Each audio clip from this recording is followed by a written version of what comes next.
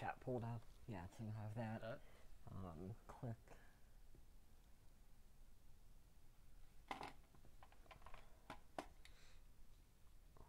Weird fucking mouse here, Jeff. Set that to live chat. Okay. And then this will be where you'll put like the description in the video. Link all right in there. Okay. And then here. Yeah. Set it to public. Usually there's a thing that you click.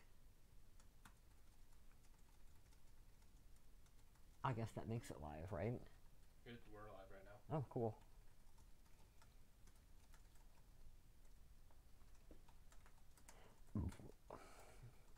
It's a little different because we use Google Hangouts on my podcast, and it opens up in like a separate window.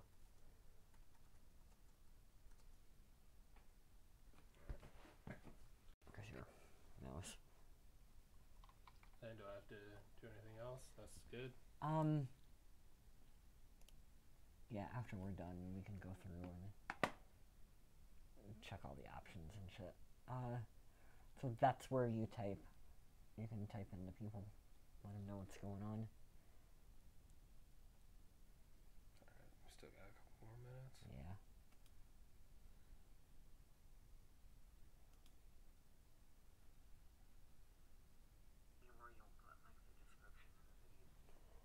You should tweet that link out. Because you're on YouTube right now. You should tweet that link out. Sure.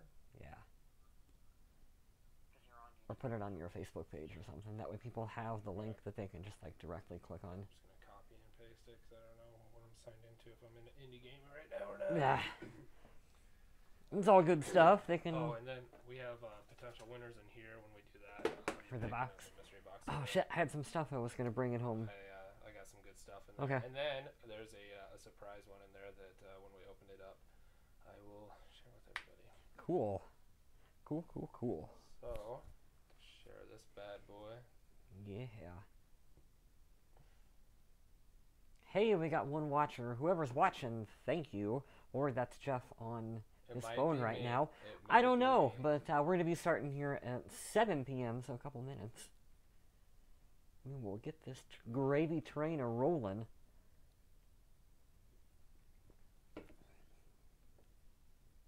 We need, like, music or something playing. Oh, we got cool pictures. Background. Wolverine. I kind of like that. That's what we tried doing, like, the first time. Yeah. We were in this, and it just didn't work, but I don't know. It's kind of cool. It's kind of, because, like, then we can talk about shit behind us, and we're like, yeah, by the way, that fucking scene. And then I always say, like, we talk about something, I'm like, oh yeah, I'll throw up that picture behind us. And then by the time I get there, I'm like, fuck it. 20 pictures. Random. Alright, so I think this is, I'm going to get off the Wi-Fi. I was thinking about that during the Mighty Ducks podcast. I was like, there is no way Jeff is going to sit through 45 minutes to get to the specific moment where we turn around and say, on the screen behind us, to put the right image back there. Like, that's not going to happen. No.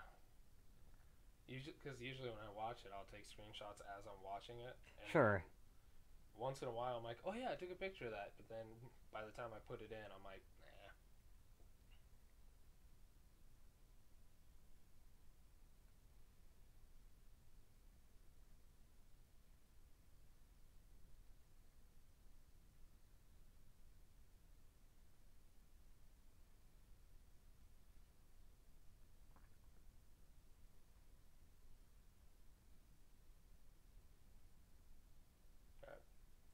Links are sent out, and yeah, we are getting ready. A couple more minutes and we'll start this bad boy.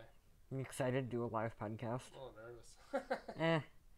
It's not too different from what we usually do. We'll probably have like one person in the chat with us, but it's still fun. It's fun to test the waters and be like, this is a thing that we can do now. Now you know how to do it. It's just another It's like another new tool that you can use. Especially because our camera, I mean, it's a high def, nice camera. Yeah. But I couldn't just plug it into the computer and go. I had to go through another program, back into OBS, back to YouTube. Sure. And, in between 3 programs, it goes like this. Yeah. Well, that sucks. Yeah. We're very, we're very basic on the Purple People podcast. We're just like, hey, webcams built into the computer and Google Hangouts, and it gets the job done. I want to do it more fancy. I would love to have like a pre-show buffer where we do the show starts at 7, but you can join us at 6:30 and have like music playing and maybe like a little countdown timer and join us in the chat and all that fun stuff, because we've been at it enough that I think people would get behind. I was just speaking. I don't think that's me. So whoever that is, because I canceled out of it. Yeah. I just signed back into it. But we've gotten quite a few of Facebook followers this week. Yeah. Actually, that's cool. We got 4 or 5 new people, so that's pretty awesome. Awesome. Just before we get started here, let me throw some names out. We've gotten 10 new likes pretty recently. So just now, Dorian Foley. Hey, that's my friend Dorian. I podcast with Dorian. I wonder if Dorian's the one watching right now. That'd be awesome. Oh, you're another one of your friends, Sam. Samantha. Yeah, I'm good friends with Samantha. Cool. Thanks for joining. Jordan Prill. Yeah, I invited a bunch of people. Oh, okay. Earlier today. Yeah. Yep. Laura Anderson. No, I don't know who that is. Oh, all right. Ashley Nicole Sharon? Nope. And then a couple guys I went to high school with, Tyler Patton. Cool. Liked us. And Hunter Carmichael can't play Madden for shit, but he's a good guy. I rage quit Madden all the time. Fuck this shit. I think we had like 4 people in our league that we play every year. And poor Hunter, he'll play every year, get to like the divisional. Always loses. That sucks. Because I'm always Seahawks. Lex is always Oakland. So it's always we got the NFC, AFC on lockdown. Yeah. So every season we play, it's just me and Lex in the Super Bowl. And then we just go back and forth. Mm-hmm. So like if we play an even number of seasons, like we're even. Yeah. Poor Hunter. I always like throw an interception. It's totally my fault, and you get pissed off and be like, fucking like Tom Brady wouldn't throw that. Even though it's my fault, be like, Tom Brady wouldn't throw that interception. Fucking game. So I get pissed off when it's not my fault. Yeah. Just earlier, I was so pissed. Like, I hit like a 73-yard bomb. Mm-hmm.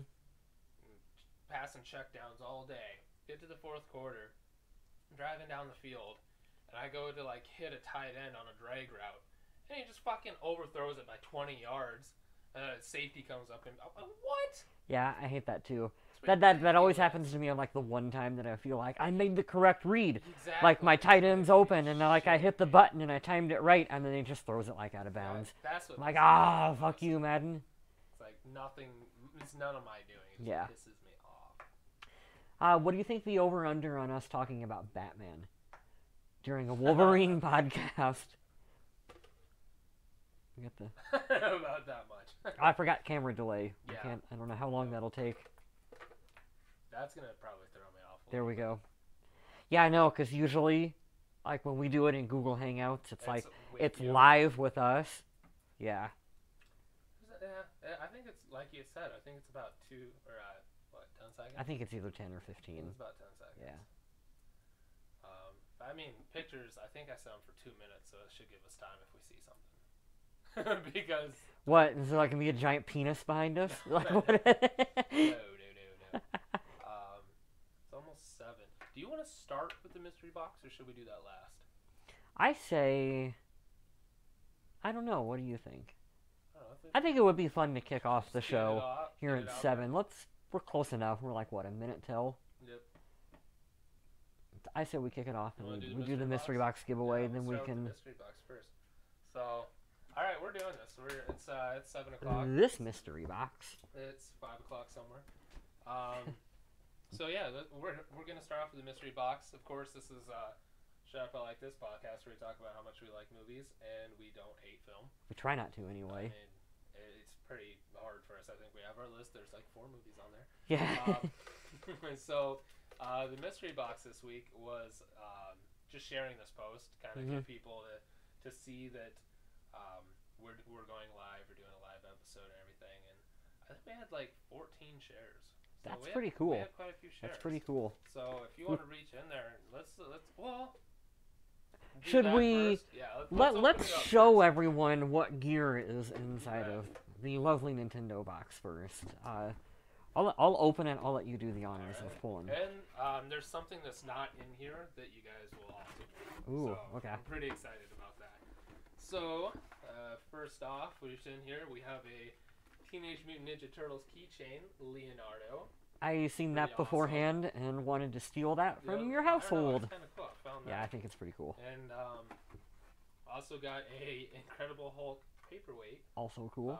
I mean, even if you don't need to hold any papers down, it's just cool. Like just set it like up there desk on the shit. shelf or something. Yeah. Yep. Of course, every time we do a T-shirt, this one was hard to give away because I wanted to keep it. Yeah. I kind of like it. This week is Sonic the Hedgehog. Ooh, T-shirt. That's cool. That's a I cool. think that's pretty awesome. That's a neat retro Sonic shirt. See, I've actually been been playing Sonic Generations on the Xbox God, really? 360. It's really good. Like there's there's been some shitty Sonic ones, but Generations is worth checking out. And then the 4th prize is, as many of you know, I've been kind of venturing out doing some other stuff. Yeah. I have a magazine launching this Wednesday, August 1st, called The Indie Gamer.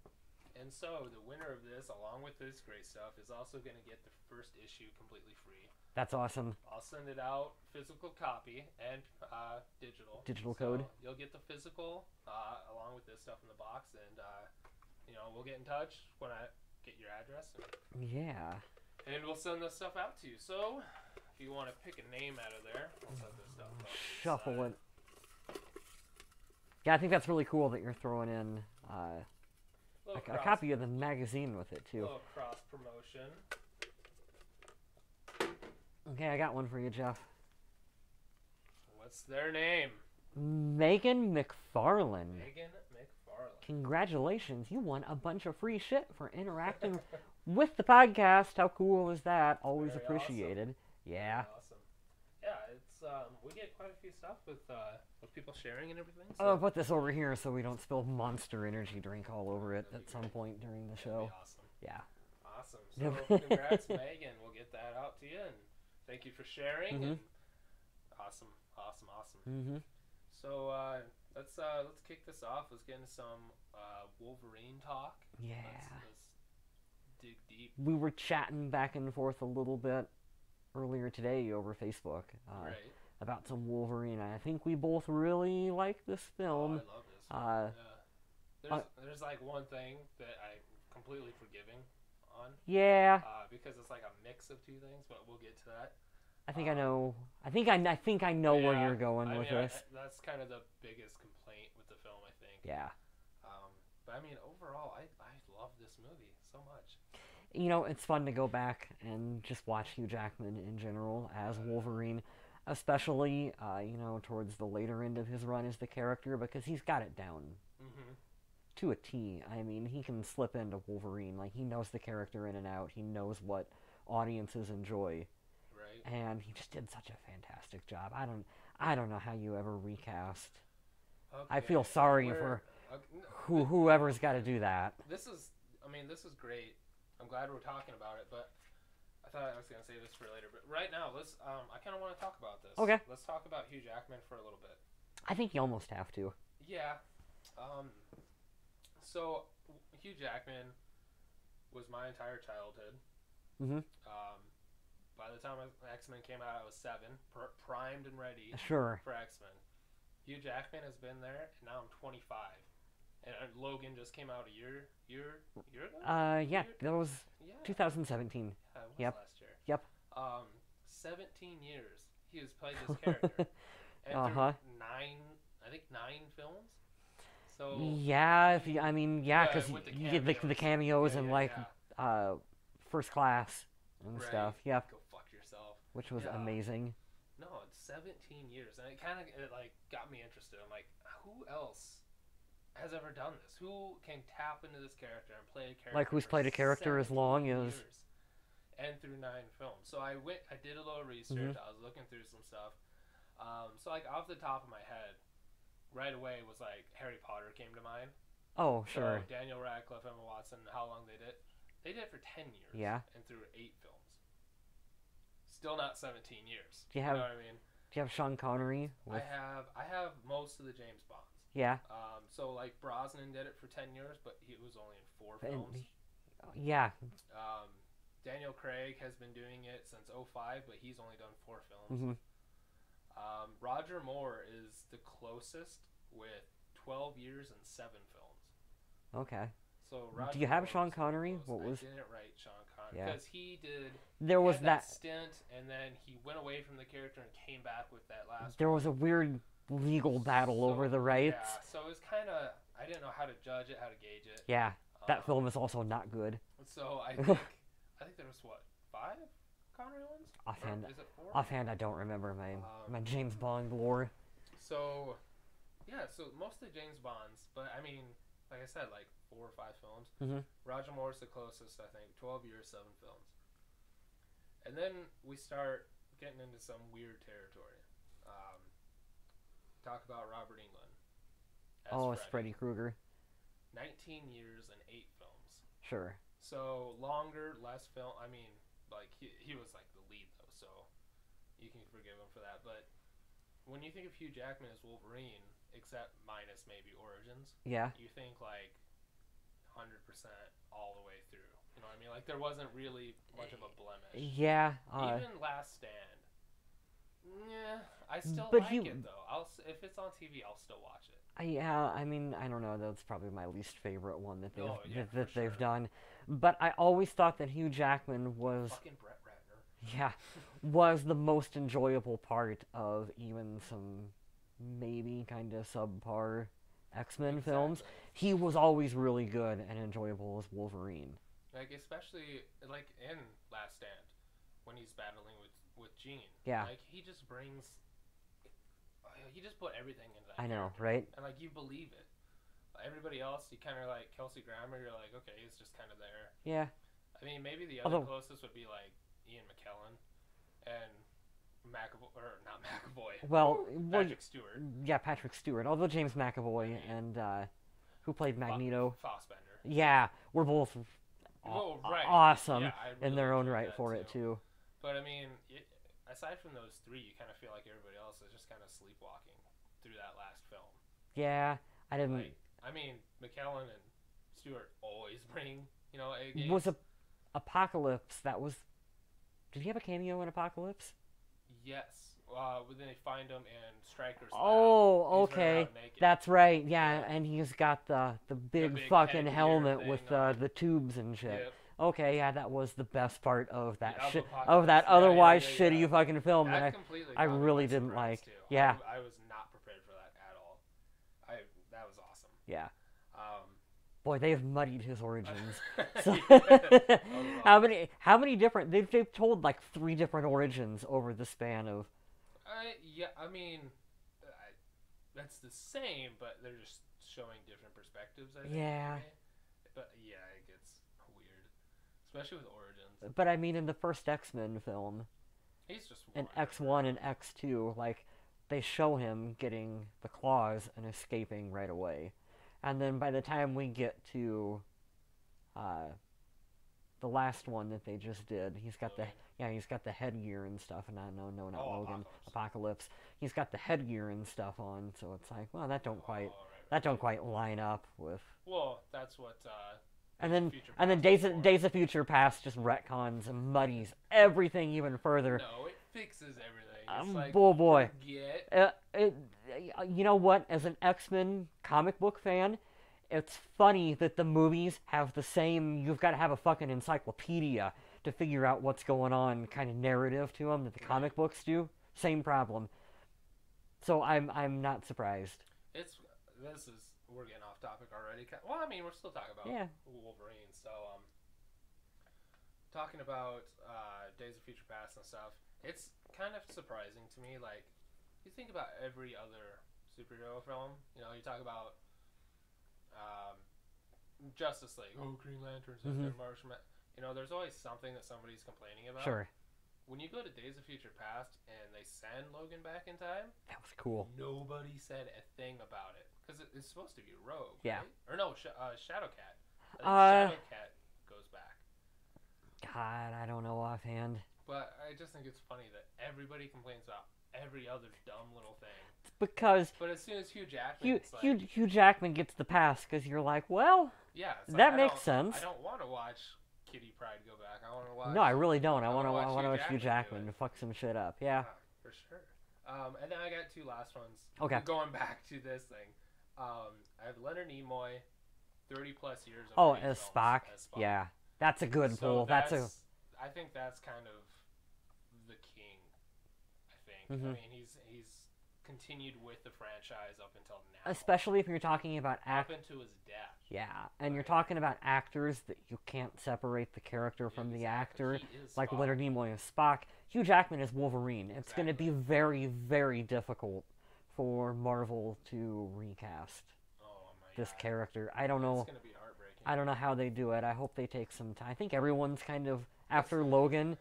Yeah, and I mean, you look at Batman recasting. It's like, yeah, it sucks, but it makes sense. Like, but you're starting a new thing, and nobody has done it for 17 years. You know, there hasn't been a Batman for 17 years. And not just that, but I mean, you get the cowl on and yeah, you get the cowl on and Batman is Batman, and it's more of casting Bruce Wayne. Exactly. I like the way we're on the same wavelength with that one, and. But I mean, doesn't the time make a difference? 17 years is the same person. Oh, totally. So I mean, I don't know. In my opinion, that's why you've got to take some time away from the character before. Man, you know Marvel's just gonna jump all over that though. I don't know, because I was reading. I don't want to side tangent too much, but I was reading a little bit about the merger between Fox and Disney, and even though it was approved. Because it's two big fucking corporations, it's gonna take a bit before, Disney has a hold of all the Fox assets. Right. And with Marvel already having, they line up their films, they know where they're going after Avengers 4, it's gonna take a bit before they get a hold of and have plans for the X-Men. So, we could... Well, for the X-Men or for Logan? Because... I don't know. Maybe they'll get it and start doing cameos and stuff. You think maybe they'd throw? They won't really do a hard launch into it. I don't know. I think they might start popping up with cameos. I think they hold fast, and I think they wait because they're in a position where they're like, we don't need the X-Men. It's awesome that we're getting them, but we don't need them. I think you will see Silver Surfer. And you will see Galactus in the MCU before you will see Wolverine and Cyclops and the rest of the X-Men. Because they need big bads. They need villains. And Galactus is one that people fucking want to see Galactus. And Silver Surfer done right. Yeah. Uh-huh. Yeah. That's my side tangent on that one. And then I found one that has more films done and over a longer period of time that I had no idea. Yeah. So Christopher Lee, which I thought I was pretty familiar with all of Christopher Lee's stuff. As Dracula, okay, that makes sense. There was 10 Dracula films with Christopher Lee over 18 years. Wow, I didn't realize there was 10 of them. I have not seen 10 Christopher Lee Dracula films. I've seen the 56 one. I think it's 56. I think it's right. It's pretty early. I think it's 56. Yeah. I'm pretty sure I've seen that one, but I did not know that there was 10 of them. Honestly, neither did I. I had no idea. Over 18 years. That's a rabbit hole that that was something that I found out that's completely blew my mind. Yeah. I mean, in terms of films and years, he's the only one that beats Hugh Jackman as Wolverine that I found. Yeah. I'm sure, and that's like live action stuff. I'm sure there's voice acting. And Well, I stuff mean, like how that. long has Mark Hamill been voicing the Joker? Joker, What? and through so many different genres, video games, cartoons, Yeah. animated movies. Um, but I mean, just like a live action standpoint, and just film. Kevin Conroy. Yeah, Yeah. exactly. Yep. And just film. I mean, there was a lot of them that had like play the same role in film and television, Uh-huh. but I just went straight for film. And, Sure.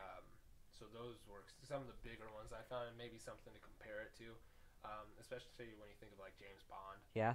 You think those people have played forever. Yeah. Um, You know what? Just to piss off all the Ben Affleck haters, I would be okay if he played Batman for the next, what would we say, 17 years. Yeah, cool. I would be on board for that. And then you could get into the Batman Beyond stuff and have him as old man Bruce Wayne in 17 years. Yeah. Like, how awesome would that be? We'll save that discussion for later. But Okay. that's a story I want to see them go deeper down. Yep. So I didn't write down many of the actors. I recognize some of them. Some of them are in some television stuff. I know one of the ladies is in Arrow on CW. Mm-hmm. Brian T. He plays a small role, but I think he was like in Fast and Furious. I think the first one. Boy, then, it's been a while. I mean, Hugh Jackman is the only white guy, and then the only other white person in the movie is like Russian. Yeah. Her name's like I can't even say it. Don't even try, Jeff. Don't go there. Don't do it. So I didn't write down a whole lot of the actors and everything, but essentially this is like a Hugh Jackman movie. Yeah. You know what I mean? And then the director. I was thinking, my fantasy casting. Boy, it's a shame they didn't fit Donnie Yen into this somewhere. Wouldn't that have been cool? I'd have found a place for Donnie Yen. Could have been Silver Samurai. Oh, that would have been so much better. Oh, that would have been good. Even Yeah. he would have beat Wolverine. That's why they didn't do it. For sure. If there's anyone that could take down Wolverine, it's fucking Donnie Yen. Yeah. Yeah. So, and then I want to talk a little bit about the director because I'm a huge fan of all his work. Really. Who was the director? I didn't really IMDb it before. James Mangold. Okay. And so this like some of his work before Wolverine, like in '97 he did Copland with Stallone and sure. Was it De Niro or Pacino? I think it was Pacino. And then 2005 he did Walk the Line, Joaquin Phoenix. Ooh, that was good. Fantastic Joker. Movie. Well, we're hitting our DC quota for this one. He did the remake of 310 to Yuma, which was fantastic. Good. Very good. I'm not a Western, but and yeah. Then, Wolverine, Logan. Doesn't and he's got a whole bunch of work coming up. Doesn't he have like a Godzilla film or something? We've talked about this. Gareth Evans or Gareth Edwards. Yeah, I remember that. One of the two. So what's he got coming out? So untitled Star Wars Boba Fett project. Ooh. An untitled Joe Namath project. Okay. And then a lot of 20,000 Leagues Under the Sea. Sure. Captain Nemo. And then some stuff doesn't even have a picture, like Crenshaw, Disorder. This stuff that looks like it's in kind of the idea stage. But he's already attached to do a lot of stuff, and I think a lot of it pays off to the Wolverine and Logan. Oh yeah. Because since 2000, he did Logan too. Yep. Okay. He kind of I can't think of who did Origins right now, but he kind of took over the reins, and while it is still technically a trilogy, it's the Wolverine trilogy. It's interesting because I wanted to bring up I watched it in reverse order for some reason. I watched Logan first and then Wolverine. I didn't watch Wolverine Origins because fuck it, I didn't want to do that. I thought that Wolverine and Logan complement one another so really well, yeah. And I guess I didn't realize it was the same guy who directed both films. That makes sense. There were some musical cues that you hear more of in Wolverine that are kind of like in the background of the score for Logan. Logan's got more of like a Western kind of score to it, but there's a little bit of a callback to some of the score. And he tied them together really well. Mm-hmm. He talked about in a tweet when she foresees his death. blood. He's holding his hand, his heart in his hand and Yeah. stuff. And then at the end of Logan, spoiler alert, He's he's holding his daughter's hand and stuff. And he's got the tree covered in blood with the tree sticking out of him. Yeah. So a lot of people were talking about like, is that connected and stuff? And even if 4 years ago, 5 years ago, it wasn't intentionally foreshadowing it. He tied it in very well, and he said, "Yeah, absolutely, it's a foreshadowing." I thought that. God, that gave me goosebumps thinking about it. That's cool. I love when movies do that. And big thing I wanted to mention with Wolverine is you can already kind of feel that Logan feeling throughout it. Right. It starts. I mean, in the beginning, I kind of felt like I was watching an X-Men movie. For sure. And then throughout the movie, it just keeps kind of getting darker. You see him kind of get... He's at, and this is Hugh Jackman at his crankiest. You know what I mean? Yeah. Like, he's like very short fuse, very kind of... Yeah. Don't fucking just leave him alone. Exactly. Yeah. And that definitely gets expanded upon and carried into Logan, where he's just at his end in more ways than one in that film, just fucking over everyone's shit. And I love the idea of, I mean, of course, Logan expands on everything, but the idea of morality in this film, it's from what? Okay. Do you remember the first time you saw this, your first experience? Because this kind of ties into mine. Oh yeah, I really wanted to see it in theaters, but never got a chance to. So when it came out on DVD, I was late coming to the game for this one. So yeah, I bought it at Family Video. That was the first time. So just at home, I had probably already had everything spoiled for me. But so do you remember? Were you surprised? Were you excited? I was pleasantly surprised. I'm a big fan of superhero movies in general. Hugh Jackman, so I'm going to watch all of them.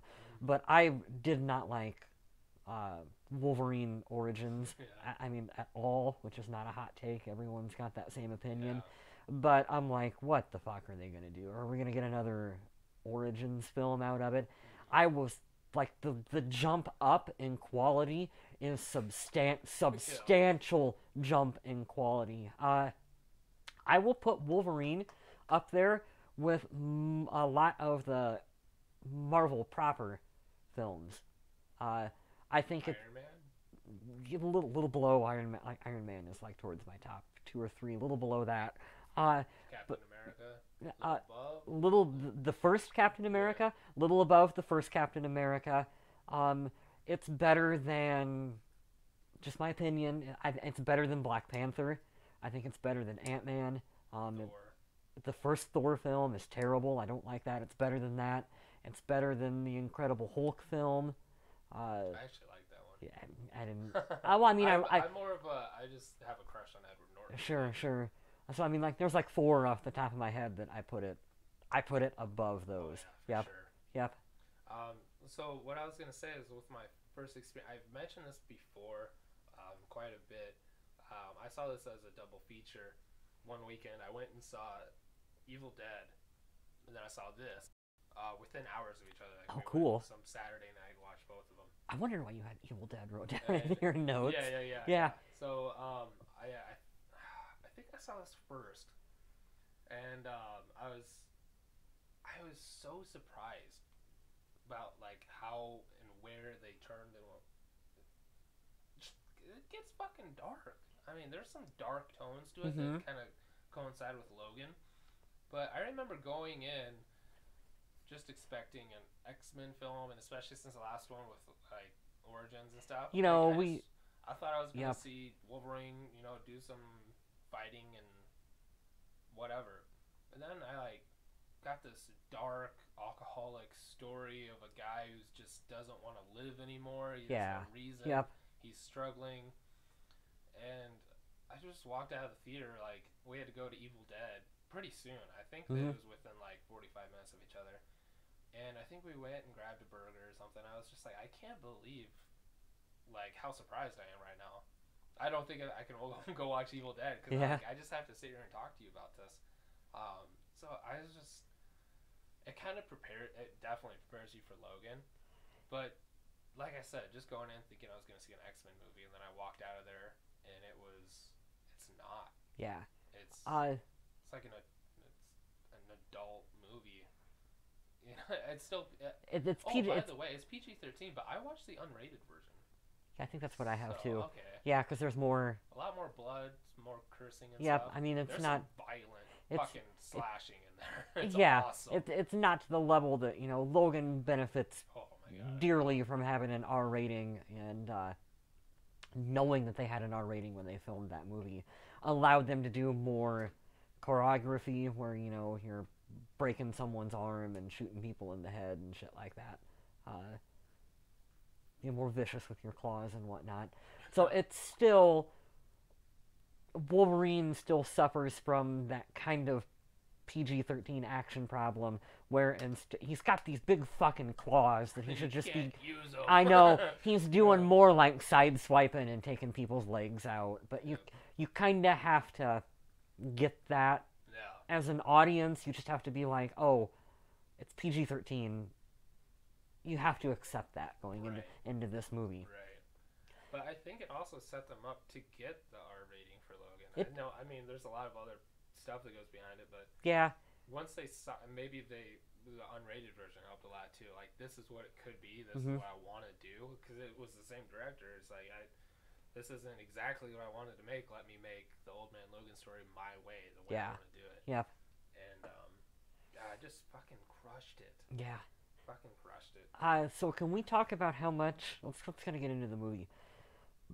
Half an hour later. Yeah, that's on par for us. There was a lot of really good imagery in this film. Like the opening scene where he's in what is that hole that he's in? The very beginning of the movie. The opening in Nagasaki. Yeah. And he's got his claws stretched out to hold himself up, and he's like, "There's gonna be a picture of that." Okay, that whole sequence is really good. The shot with the bomb going off in the background was framed like a comic book panel. There's the scene without being too in your face about it. But yep. I mean, you can get it, but it's not like. Oh man. Yeah. Some films really. Incredible Hulk 2003 just rams that down your throat. Oh, I hate that movie. But this, you can still tell, like, it's a comic book movie. Yep. Like you just said, the way they frame it and everything, it looks like one, but it doesn't shove it down your throat. I think my favorite sequence was the one with the ninja. It was snowing, the ninjas on the rooftop, and then they shoot all the arrows into him. Great photo of that. Yeah, and you see that awesome pulled back shot, almost looks black and white. His arms out. Yeah, and then there's all of the holding him in place. I love that. That is fucking good. Like 30 pictures of that because I wanted the perfect one to put up. Yeah. Yeah, I loved that. And I think that sequence was shorter in the theatrical cut. I bet it was. I don't remember him blowing shit up. Yep. Because I remember people online, part of the problems with it was they were saying that there was a lot more of that in there was a lot more of that in the trailer. Where was it in the film? And for some reason it got cut out of the film. Right. I don't get that shit. Studios just need to they sabotage their own shit. That's funny that you brought up the opening though, because that was my favorite. Opening's good. That was my favorite scene. The opening in Nagasaki, and he's in that hole and everything, and he pulls him, and you don't. Oh man, this is so good. You don't just see it from Logan's perspective as an American. You see it from what's his name? Yukio or not Yukio? That's the lady. Yu-Gi-Oh. Man, I wrote down his name. And I feel bad I can't remember. But you see it from his point of view as a Japanese person getting atomic bombed. You know, you feel for him. Sure. And you kind of see that different perspective, and then Logan helps him and everything. And I don't know. I just think that whole opening, because you get to see that great imagery. You get to see bone claws. Yeah. You get to see. Yeah, he had his bone claws. He had his bone claws. Yep. Yep. And I just like seeing that stuff from another perspective other than American patriotism, and you know what I mean. It gets shoved down our we had talked. I know, and we had talked about how Band of Brothers does that. Really well. Band of Brothers, you get to see stuff from both sides. We talked about how it's technically a trilogy. I think that was the best part of the first film was the opening, opening credits. going through all the wars. And Yeah, oh my God. and so with that little nugget of information in the back of your mind, they don't have to explain why he was fighting in World War II or why he got captured by the Japanese or whatever. You already know Right. what was going on with that. So I think that it's cool that they can just open with him being a prisoner of war down in this thing. And Yeah, they didn't really have to that explain. you don't have to. You don't have to, because that's the one thing the first movie did correctly Yeah. was that opening sequence. I kind of thought it would have been cool if they would have had a cameo by Sabretooth Yes. in the opening. There is with everything that's wrong with Origins, I do like Lee Schreiber. Yeah, he was good as I think he was great as really, Sabretooth. He's charismatic and he's kind of he's a complete asshole too. But Yeah, that was a big strong point. yeah. I think that might be the only redeeming part. Yeah, Is him as Sabretooth. And it's depressing because I love Danny Huston. He plays Stryker in that film. yeah, see, he didn't do it for me. Yeah. He wasn't. Oh man, but everything else, he's in. Lately we've been watching a lot of American Horror Story, and he'll be in for a couple episodes at a time, and it's like, oh my god, like you just see like he's fucking good. Yeah. He can be good. He's in a lot of good shit, but man, that movie. That movie had all kinds of problems. That was and even no one his in. claws like went back 50 years. Like I know how do they look better in X-Men in 2000? the bathroom scene with the unfinished CGI where it comes out. Remember that movie leaked online before it hit theaters, and everyone pointed at that scene and they're like, "Oh, it's probably just a work print version of the movie, or probably not finished." Right. And then, fucking, that actually was finished. Like that is inexcusable. It was bad. That was It terrible. Was very bad. There was one small part. I think Wolverine holds up well. There was one small bit of kind of terrible CG. In Wolverine? Yes. With part? his bone claws right at the end of the film. When there's the dude in the fucking Iron Man costume that looks like a furnace, which I hated. When he pops the bone claws out and goes for him right at the end, they very much got that fake, really fake look to him. But they're only on screen, like you only see him go like this and pop him for just a second, Right. and then like the camera cuts. But yeah, they look equally as bad as what. Oh really? Yeah. I completely missed that part. Yep. So you messaged me. You completely forgot about Jean Grey. Yeah. Did you remember Jean Grey was in this film? Vaguely. Oh man, I remember having an argument about it with the person I went to go see the movie with. We had this argument about whether she was using her powers to enter his mind and give him the illusion that she's there, or if it was Logan's dream imagination thing, seeing her. Oh, I never once thought that it was actually her. No, not actually her, but her. Or yeah, like her implanting into his brain. I never. Image of what her. do you think? I think it's Jean Grey, beyond the grave, using her telekinesis to implant this into Logan. Wow, I never once went. Oh, really? No. I had a huge argument. I never made that connection. Yeah, with the person that I went with, because Jean's, classified as the most powerful mutant ever. More powerful than Magneto or Professor X or whatever. She's come back and died and stuff, and I'm like, she's using her, her power to be there with Logan in his mind. It's not so much because Logan, he has these weird, terrible nightmares, but I don't think he's imagining people being there. You know what I mean? I don't know. I guess I never made that connection. Yeah. That's actually kind of a cool way to think about it. I don't know. I would be interested. I wanted to bring that up because I would be interested to see with the director what his. It's kind of a weird thing. Yeah. I even talking about it to myself, I was confusing myself. It's not in his head. It's not him imagining it, but it is because she's putting the image in his mind. I follow. That's cool. Yeah, I like to think of it. I think I'm gonna go with what you said. Because that makes it a cooler fucking movie Right? if you do that. Yeah. I wanted to bring up with the Jean Grey cameo. again, how difficult it's going to be to recast all of the X-Men, because there's a lot of actors and actresses throughout that I just associate with these characters. James And Marsden is Cyclops. right? And he's only like in the movies he's only a side character really. Yeah. So I don't know. It's fun. And how do you? I'm sorry again. I know McAvoy and Fassbender did great. Like they're the perfect people to follow. I like. But at the same time, you can't replace McKellen or I know. Stewart. Like how do you? I think Michael Fassbender is fantastic. He's fucking sure. amazing. He holds his own. I'm not going to say that he replaces Sir Ian McKellen as Magneto, Like but Sir, you have to say Sir. Sir Patrick Stewart. Yeah. So They hold their own, I think, on like equal balance with one another. No offense, James McAvoy, but he is not.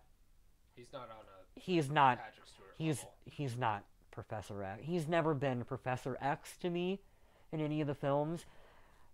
He does good. He's just not. Patrick Stewart is fucking Professor X. But imagine if you never saw Ian McKellen or Patrick Stewart. It's like I think even then, away from it. I think he's doing, like you said, he's doing fine. But I don't know. I feel like they wrote the character different right. to try to be not. Well, he was like, you talked about in the prequels. Yeah. Yeah, I thought you were going with they kind of wrote the character different for Patrick Stewart because he was like a huge fan cast for a long time, and then when he finally it was announced that he got the part, I feel like they kind of tailored it to him so he could. Oh my god, it's so good. It's hard. I know. I know. But it's amazing that we're kind of saying that about Hugh Jackman too. Yeah. It's like how do you follow that? Yep. But on two different kind of people levels. I know people shit all over like the X-Men movies and stuff in general, but there's some tough decisions, some tough casting choices that they got to do because they really nailed certain aspects of these characters for a number of films and a number of years. And especially in 2000 when X-Men came out, you're starting to get this the big superhero blossom of all these films coming out. You had Spider-Man come out 2001, 2002. X-Men. X-Men 2. I think X-Men was a little before Spider-Man, wasn't it? Yeah. X-Men was 2000. Yep. Spider-Man was like 02, 01. So X-Men is really the one that... it is very much. Yeah. I mean, before that, you had the 80s, you had the 89 Batman, you had stuff like that. Of course. You had 98 Blade. You had stuff like that, but it didn't really spark, you know what I mean? And then you came out with X-Men, got everybody interested. It was kind of the start of the modern... Exactly. Yep. And then, coming off of, like, Iron Man, opening up the MCU, like, how do you crush it with the first film? Yeah, That's what they did with X-Men. It's difficult. But, and Iron Man had the, what's the word I'm looking for? Had the good luck of being in 2008 after you had Batman Begins. You have a little bit of a X-Men, template. Spider-Man. You had all these things that kind of, we can do that didn't work. Then you can branch out for that. In 2000, when superhero films aren't that big of a deal, and then you're like, we're going to do X-Men. For you to fucking nail your casting. Yeah. With Hugh Jackman, Patrick Stewart, Ian McKellen, James Marsden, Halle Berry, even a Storm, even with the weird accent. I like her as Storm. They crushed it, and even like in Days of Future, Sean Ashmore, or is it? Yeah, Sean Ashmore is Iceman. Is good. Even in 2014, 13, when they did Days of Future Past, and they brought them all back. I know, I marked out big time. Still believable. It's like, how do you? Yeah. They just fucking nailed it on so many. That's gonna be hard to recreate, especially, there's a lot of fan castings. There's a lot of this person would be perfect for that. But to get them all together and say, yeah, let's do the X-Men film, and then get the right director, Bryan Singer, it's like, oh my god, that's just amazing how they did it in 2000. We do a lot of like fan casting and like, oh, this is what I would do. I will freely admit the X-Men universe is one. I don't think I could sit down and be like, this is who I would cast next, because I have no idea. I have no idea what you do with Wolverine. I have no idea what you do with Professor X and Magneto and all these other characters. I don't know. Good luck. I'm glad people that make way more money than I do have to figure out those decisions, because I legitimately could not recast.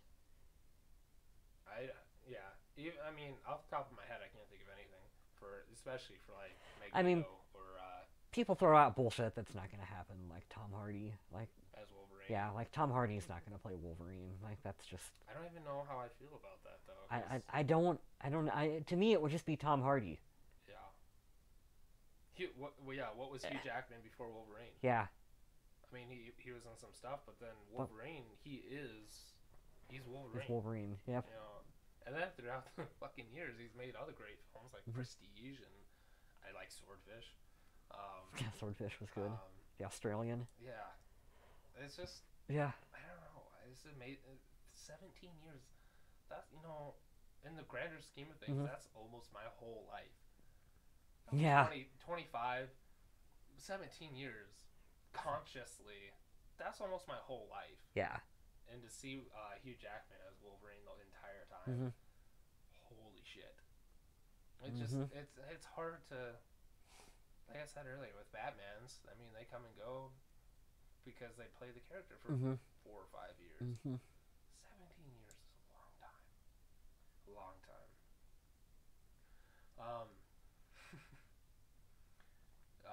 I just saw his name. Who? Yashida was the guy that he saved. Yashida Industries. Oh, okay. Sure. We have to talk a little bit about how the beginning portion, the beginning chunk of the movie is really incredible. And then right at the end, just like right at the end of the movie, it kind of speeds up too quick. Yeah, it speeds up a little too quick, get to the end real quick. And it kind of derails and goes off in a way that I don't like. I joked about how it looks. Oh, hey, there's Professor X right behind us now. Yeah, he read our minds. We were talking about him. I joked earlier about how it looks like he was fighting a furnace. Yeah. It looked like he was fighting like a furnace that ended up being Iron Man costume. I kind of. I don't know. Especially in like middle school and high school, obviously I'm a lot better writer now. Yeah. But especially in like middle school, I'd start writing. I'd want to make this big, long, cool story for an assignment, and the first 5 pages would just be fucking gold. But then it's like, it's due tomorrow. Oh, okay, so I guess I have to finish like that's how I feel like this was. They're like, they had all this time, and they just spent it all on like the first hour and a half, and then they're like, hey, yeah, we need that tomorrow, and they're like, fuck, and just scribbled out the last act. You know what I mean? Yeah. That's because Wolverine as a character has to be difficult to write for. He's more interesting when you can just do little moments with him, like what they do throughout the first half of the movie. And then he's got to be difficult to write because how do you... make him vulnerable? Yes. Because he's invulnerable. He's totally invulnerable. So what do you do with him? They've always got to come up with ways to take his powers away from him, and that's why Days of Future Past works kind of so hard to send him back in time, and hey, he's only got his bone claws, so he's not as powerful. Like, you notice they always they work extra hard to find ways to make him... So let's see. In the first one, I mean, I think that's a big reason that Magneto is kind of the main villain in all these. Because... So the first one, you have Magneto. The awesome scene where when they're inside the Statue of Liberty and Magneto does the thing, and he's like that, and he's like, keep those claws to yourself. Exactly. I've seen the movie a couple times, folks. So, in X-Men, that's kind of the counter. Is the second one the serum darts that they start shooting at him? Yeah, that's in part 2. And then the third one is Jean Grey. That fucks him up. Uh-huh. That's his big weakness. And then Origins, it's family, it's his brother, basically, is his weakness. Yeah. And then Wolverine, it's another kind of... It's also origin film, so he also has the bone claws through a good portion of it, and isn't, like, he's got the healing factor and stuff, but remember in Origins, he gets, like, the bone claws can be broke off, causes him a lot of pain, so he's, like, he's much more vulnerable when he fights with them instead of just being indestructible, can cut through everything. Yep. There's also, like, after he gets, like, the adamantium put in him, he seems much more stronger. Like, you see him be able to, like, bend stuff and do stuff, too. Sure. So they kind of play back a little bit as to how strong he is. Right. And then, yeah, what's after... And then Wolverine. Wolverine. And then you get adamantium against adamantium. Uh-huh. Plus, he had that thing put in him. Yeah, where, again... Which is, again, like... They're taking away healing factor. Thing. They're doing... And then Logan is just... Yeah, we said Days of Future. We talked about that one. And then Logan is... he's just getting older. He's old man Logan. Yeah, exactly. Yep. And just struggling with the with existence. Yeah. Which, man. That's kind of the template. Wolverine, yeah, I mean, we just that's the template for writing the character. So Wolverine and Logan, like how they start, especially, you know, in all the X-Men films, they kind of talk about the isolation and living through all this shit. Uh-huh. But you get to really explore it with Wolverine and Logan. But oh man, so it's so much more interesting with Hugh Jackman doing as Wolverine. Mm-hmm. You get really into it, you believe him and stuff. But just kind of any character. I'm trying to think of a film. Struggling with just Punisher. You know, he really struggles with isolation, being alone. He keeps living. He can live through all this shit. He sees everybody die. Very similar to Wolverine. I like that aspect. It gives a lot for a character to build on. Because I think trying to find a character's will to live is difficult when you're trying to write something that's so meaningful to them. Yeah. That's a good photo, too. Oh my god. Okay, let's talk about that real quick. Yeah. So that was a deleted scene, the yellow suit. Uh-huh. Do you remember when you first saw it? Oh, I shit my pants. Yeah, right? Because that is cool. How excited That's did the you costume. Even if it was just like a quick shot with him in it. You know, just anything. I wish, especially knowing that they were going to go straight from this film to Logan. Yeah. Where you wouldn't have had him ever in a costume in Logan anyway. That should have been in this movie. Oh, that'd been so cool. Because it doesn't matter. You don't ever have to show him in the costume. You've never got to do it. But you're saying he does wear it. You just don't ever have to show it. I don't know. I think seeing Hugh Jackman wear, especially that suit, it looks awesome. Yeah. I think just, you know, even if he did like a short promo video, just, I don't care if he stood there looking at you and said, "Hey, bub." Like, that was all I would need. And I love on the gloves, can't really see it in that picture, but it has like the silver where the claws come out. Yeah, I don't remember. Do they streak back? I don't think on that one do, but like yeah, because I know in the comics and the cartoons, they remember they used to like streak. Yeah. Oh my god, like that would have really like. I think leaving us, you know, kind of the mystery and the desire. Is good, you know, because I don't know, giving us everything would kind of defeat it. Sure. I don't know. But we've also got to a point where you can do ridiculous outfits in these films now, and it works. I mean, like, they gave Loki... Loki more or less ends up wearing the big fucking horns and shit. I mean, they do some pretty outrageous stuff now that's pretty accurate, and we're way... I thought that said Cloverfield for a minute. I'm like, what? We're way past... Ready? Switch! Yeah. We're way past the point where you just have to put him in black leather.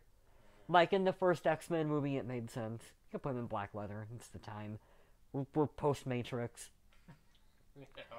You gotta fit, you gotta do it. But I want the costumes right? now. Like even if I just said like even if it was just a little promo video, it's just like you've waited 17 years, here I am, and he put out the claws or Yeah. something, and just went like oh I would have died. I would completely die happy. I would need nothing else in life other than just see that. I'm sure there's a fan Photoshop Yeah, but that's of not him what I in the want. sometimes you can see some really good fan I want Photoshops. Hugh Jackman in the goddamn suit. So Yeah, but bad. then you miss how ripped he was. Oh, Because yeah, this was the most ripped I think he got to play the character. Yeah. In all of the films. I think he said something about this is where he always wanted to be, he just never had the time to do it. He was fucking shredded in this movie. Like veins popping. Those fucking shoulder veins are hot as oh my god. You go back and you look at him in the first first X-Men film. Right. Holy Lord, there's a difference in just how much he worked out and dedicated himself. Especially being a nobody Australian actor, just walking into the Wolverine role. Yeah. I know, I'm sure he didn't have much time to prepare. And I think even for most of the films, he didn't have that much time, a couple months or something. Yeah. But with this, it was planned ahead, he had time. Mm-hmm. He did crazy routines, and I've got some stuff in the trivia. Wasn't he like? Didn't he wake up like every couple hours to eat? Yeah, just crazy, insane. People like him and The Rock are insanity with their diets on what they eat and how much they eat. And it's crazy, dude. I don't know how they do it. It's get paid lots of money. That's a level. That's a level of dedication. I mean, yeah and no. Yeah, don't get me wrong. I'm not taking anything away from them, but I mean, at the same time, they have nutritionalists, they have trainers, they pay to figure out. Exactly. Yeah. Like if I had a dude waking me up every 4 hours going, eat this piece of chicken or I'll kick your ass. It's like, yeah, okay. Yeah, you could probably eat the fucking eat this chicken piece too. Of chicken or you're gonna go run 2 miles. Yeah. Okay, I'll eat the chicken. There's a funny video I should show you on YouTube of this guy who's just like mere you. It's like, I'm gonna do The Rock's diet. That's not good. You can't just switch your diet. Like no, if like the first. That'll make you sick. Yeah, like he threw everything up like the first week, and he had to pare it way down. Yeah, that's not good. Yeah, you gotta really work into it. Yeah. He did ease himself into a version of it that was like, it was working. He was like, if I kept it, he couldn't keep it up. He was like, there's no way I can keep this up and have a normal life. Well, and The Rock's diet is for his body. Right. You gotta pay attention to your macros. You gotta pay attention to what your body needs for your carbs, protein, calories, stuff like that. Obviously, I'm not doing too much now. I'm doing like 3 days a week, just kind of maintain. But like a year or 2 ago, when I was getting really into it, me and my buddy were lifting and stuff, and I tried doing like mass gaining for a month. And yeah, it's very much it's your weight, your size. You gotta figure out your macros. Is what it's called. How much protein you need, and it's like the healthy way to do it is like a pound of muscle a week. Yeah. Is like the max. You don't want to go much more above that because that's just too much. Do you have anything wrote down about his diet or anything? I think I've got some trivia about it. Yeah, we'll get. I just remember it was like a lot of chicken and a lot of eggs and. So I've got 2 things about it. We'll do this real quick. For the shirtless scenes, he did dehydration routines, which is the hell is that? For 36 hours before the shoot, he would have no liquids. Jeez. And so that would really bring out the vascularness, the veins. Okay. He's a madman.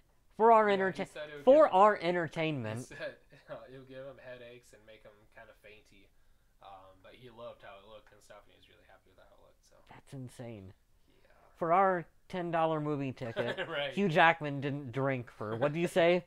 36 hours. Before the shirtless scene. Before the, yeah. So, I mean, he probably only had to do it a handful of times, but still yeah. Come on, dude. That's crazy. And it's funny that you talked about The Rock, because Hugh Jackman contacted The Rock about bulking. Because who else would you contact? His arms are the size of my head. So he did a pound a week for 24 weeks, eating steak, brown rice, and a a lot of chicken. He's eating about 6,000 calories a day. Holy shit.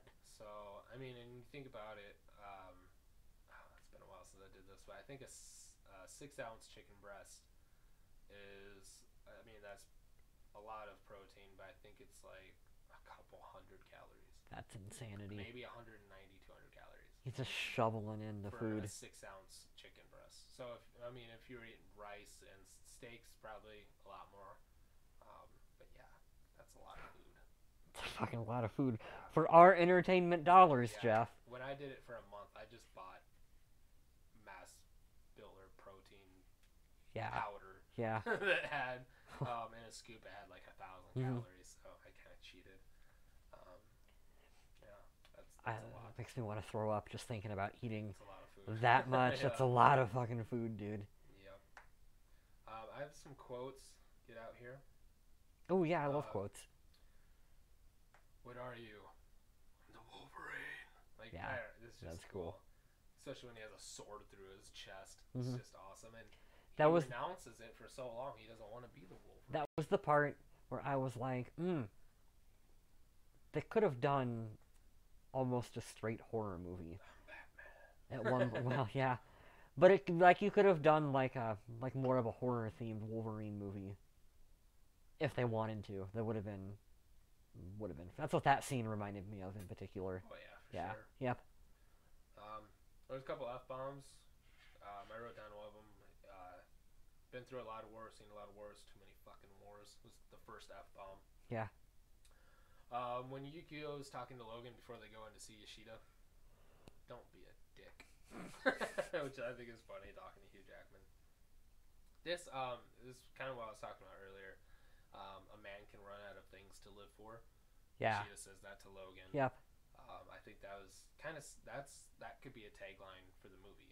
I think is kind of a good overall summary of it. After the attack at the funeral, when they're going after Marco, one of the Yakuza comes up. What happened to the woman? Where did it go? Dang it. Oh, she was with the stranger. And he just holds up his hand like that. Like oh, claws. yeah. I thought that was really funny. She was with the stranger. I wrote down, I saw you die on your back, blood everywhere, holding your own heart in your hand. And I wrote down all excited, Logan! Gene says this to Logan, which I thought was kind of fucked up. Everyone you love dies. Which could also, I think, could have been a good tagline for this. Yeah. And then, kind of, this isn't a quote, but have you ever seen The Last Samurai, Tom Cruise? No, I've never seen that one. We've talked about this before. I'm not the biggest Tom Cruise fan. Yeah. But The Last Samurai is probably my favorite Cruise film. Should have been Donnie Yen. You'd have been a better Last Samurai. He's supposed to be white. Should have been Donnie Yen. Anyways, I'm on a Donnie Yen kick. In Wolverine, Mariko, he comes out in the robe and he can't figure out how to tie it. It's an over-the-shoulder shot. You see her wrapping it around him, tying it right. She said, "This isn't right." And then they kind of look at each other, and it forms that intimate moment. Shot for shot, the same goddamn scene from The Last Samurai. Really? Tom Cruise is an American general. He's going to Japan to train the army to defend themselves, essentially with guns. They've never used guns. Throughout it, he gets caught. He's enslaved by a samurai. They start wanting to learn more about him, why he's there. And he ends up, there's this great line in The Last Samurai, because he chooses to help defend and fight with the samurai. And they ask him why, and he goes, they come to destroy what I've come to love. And I really love that line. But, yeah, the lady that takes care of him is Katsumoto's daughter. He's the leader of the village. No, it's his sister, I think. She takes care of him. And he comes out and he's trying to put on one of the robes. And he can't do it, and it's an over-the-shoulder shot. She wraps it around behind his back, ties it, says something, this isn't how you do it. Same exact scene. That's cool. Same exact scene. That's cool. And I'm not mad at it. I love it. I think that's it's a great way, mean, an over the shoulder shot, whatever, but Mm-hmm. for that scene, it just conveys like I don't know how to explain it. Kind of adopting something that's not yours Sure. to somebody else's customs, and then kind of falling for it, and then it opens up to this intimate scene. Tom Cruise and her fuck. You assume Wolverine and her fuck. So It's that was a inferred. great scene. You should check out Last Samurai. Yeah, That's a I'll good have movie. to watch it. Really good movie. I'll have to watch it. I want to talk about the bullet train fight real quick. That was a little hokey. Oh, that was probably the biggest thing I was talking about when I came out of the movie. I mean, did you like it? Yes, I did. I liked it. I thought it was a little.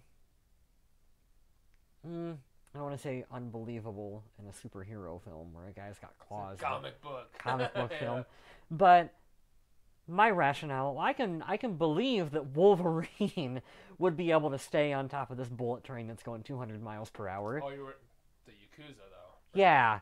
Well, that's just like me up there with a knife sticking it down into the top. How come they can? Relative. Relative velocity. If you're in a car going 60 miles an hour, car's going 60 miles an hour, so are you. Yeah. If you're on top of a bullet train that's going 300 miles per hour, you're going 300 miles per hour. Yeah, but the wind up there, like, I wouldn't be able to do anything up there. Like, I can give Wolverine a pass. He's a superhero. He's a mutant. He's got claws that he can stick down. I thought it was a little just kind of like, we're stretching believability a little bit. With that said, Fair enough. the part where he torpedoes himself. Oh my god, right? Ah, There's a picture of that. yeah. Too. That was probably. I was most the awesome. whole sequence. You're waiting for that to happen. Right. You're like, exactly. just fucking come at him with Yeah. some claws, and if it would have been an R-rated film, he would have like torpedoed, like sliced straight him in into him. half or something. Yeah. Yep. That I was really excited about that. I kind of forgot about that whole scene. Mhm. I remembered that imagery, but I mean, he kicks like 3 people out of there, and they fly and hit signs and shit. Yeah. Where they're dodging signs, jumping up, crouching and stuff, and he fakes jumping, and then he jumps up, gets smoked by the sign. Yeah. I had a good time with that. I thought Yeah. it was I mean, funny as it's a hell. good sequence. It's like I said, it's a little. You're stretching believability a bit, but that's okay. Yeah. Let's see. I wrote down fucking ninjas. That ninja sequence in the snow in the Yes, night is very good. beautiful. That is like stunning filmmaking. That is shades of Logan in Wolverine, of like, just let this director do his thing. The imagery for this and the promotional pictures and posters and shit. I want the poster for this movie. There's a couple different ones. Have you seen the Japanese? The one that's like water paint color stuff? No, let me Google really quick and Okay, show you. 'cause there's the one I'm thinking of is like a white background, and then in black it has like the strokes of Wolverine on it. And Yeah. It's just like a black and white contrast. I don't know. It's just awesome. And a lot of the posters and, like I said, the promotional stuff was fantastic, I thought. I thought that one was really cool. Oh, that is really cool. Yeah, with the... Let's see if I can, real quick, I'll find the one that I was talking about. But yeah, and then once you watch the film, too, there's Like a this whole one? lot of... So I thought that would be a... yeah, I that's thought the one. that would be like a badass like tattoo. Yeah, I really like that Let me one. get some like Wolverine done right there. Yeah, let me man. see if I can hold it up to the... I wonder if they'll be able to see it. I don't know if that'll pick it up or not. I don't know. We'll find out, though. Yeah. Yeah. D- But d- if you're at home, just Google like Wolverine poster. yeah, Yeah. all those posters were awesome. And then once you watch the movie, and then all the imagery, and especially, Mhm. I'm kind of a sucker for like The Last Samurai. I love kind of Japanese culture and Yeah. history and stuff, Yep. and Seven Samurai and stuff like that. Kind of a sucker for. I really like it, and with that, you also get a lot of good imagery Yes.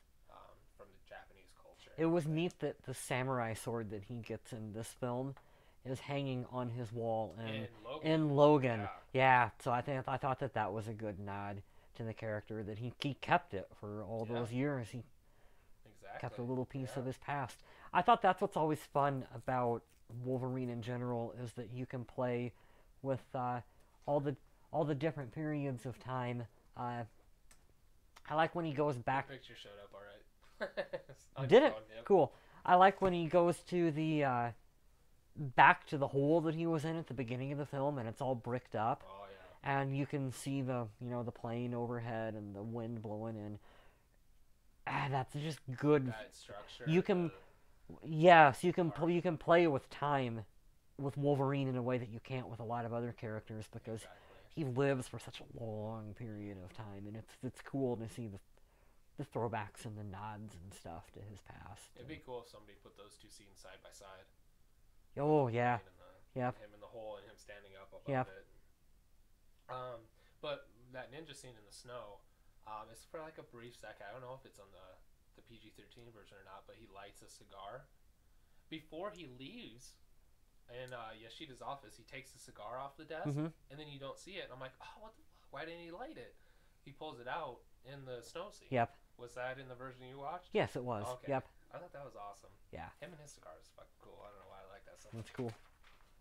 There's that awesome scene in Logan where they're at the gas station and they grab all the shit, Oh, the right. car Yeah, charger, yeah. and then on the way out, he grabs like cigars and beef jerky Yeah. off from the counter and just takes them. Yeah. I don't know. No, it's Tho- cool. th- Little tho- stuff like those that. are the moments that make this character It's and his- and that's his the character performance so building. great. Yeah. Like that's what you're really here for. Him The fighting little nuances. him fighting a furnace at the end of the film is kind of the unfortunate Yeah. problem of the character in general. At the same time, god damn it, if this was an MCU proper film, it would get a pass Right. for that I ending think it would. because I'm not. okay, I'm gonna put you to the test. Who's the bad guy in Thor: Dark World?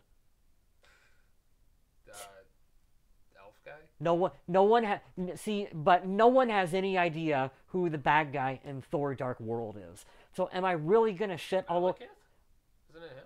I don't know. I really don't remember because it's arbitrary. It doesn't matter.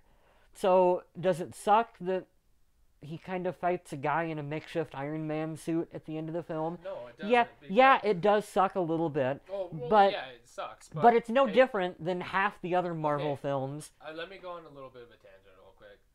What we got going on in the chat? The director writers, yes, Jeff is right. I'm always right. But with the MCU and everything, yeah, okay, I love these movies. I'm not trying to pick them apart, but the thing that bothers me the most. That's what we're here for. Let's talk about Iron Man. Mm-hmm. In the end of Iron Man, what does he fight? A guy in another Iron Man suit. Yeah. Incredible Hulk. At the end, what does he fight? A guy Abomination. with a serum. Yep. In Captain America, at the end, who's he fight? Red Skull, Mhm. who took the same serum as Captain America. Fucking Iron Man 2. Someone stole his technology again. Yep. Ant-Man, who does he fight? Somebody with the other technology. Mm-hmm. It's usually it's usually like an inverse of. It's Yeah. And I don't know. They just keep kind of. I wrote this piece a while back about plot versus formula. Mm-hmm. Yeah, the plot is different for every film. That's fine. The formula is the same. Yeah. The hero fights a guy who has the same thing, but the opposite. But version. different. Yep. And so that's the one thing that bothers me. Mm-hmm. And in this, you get adamantium against adamantium, heated adamantium. Yeah. You know what I mean? Yep. It kind of fits right in with those Uh-huh. films. And so, and coming off of that with Silver Samurai, I understand kind of the backlash and why people don't like it. But it's a combination of two, because I think Yoshida's still the same, but he's more of a traditional. He's like Silver Samurai, and then his son builds the suit, and I think it's like a combination because it's Yoshida in the suit. Mm-hmm. So I think it's like a combination of the two, Sure. which is fine.